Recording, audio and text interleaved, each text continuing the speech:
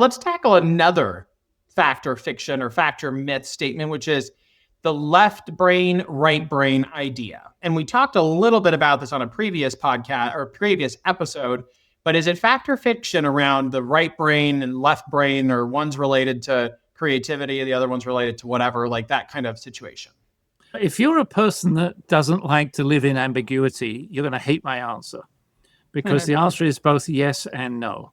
Oh, And yes, from a physiological point of view, there's a left brain and a right brain, and they are connected by the corpus callosum, which I accidentally wrote down one point, the corporate callosum, but that's same thing. a neuroscience in joke.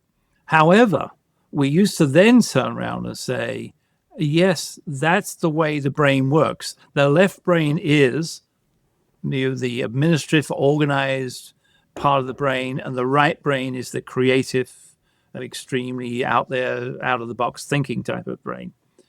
It turns out it's nowhere near as simple as that. Even in speech, there's parts of the speech which are driven by the left brain, as parts of the vocabulary are in the right brain.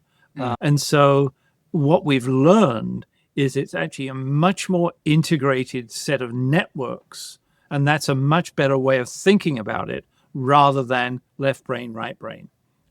And if you're trying to work out where people's preferences lie, there's probably some degree of preferential. We might have a preference for logical thinking versus emotional thinking and the other way around.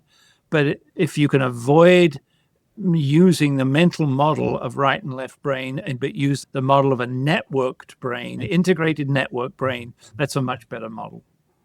Exactly. We're not just one thing or another, right? We might have a higher propensity for being more logical or being more empathetic or having that kind of creative side, but we are capable of doing all. We may not be as good at it as someone else is, just like someone will never be as good at something as we are, but we're not incapable of doing it. We can begin to stretch ourselves into being something a little bit different.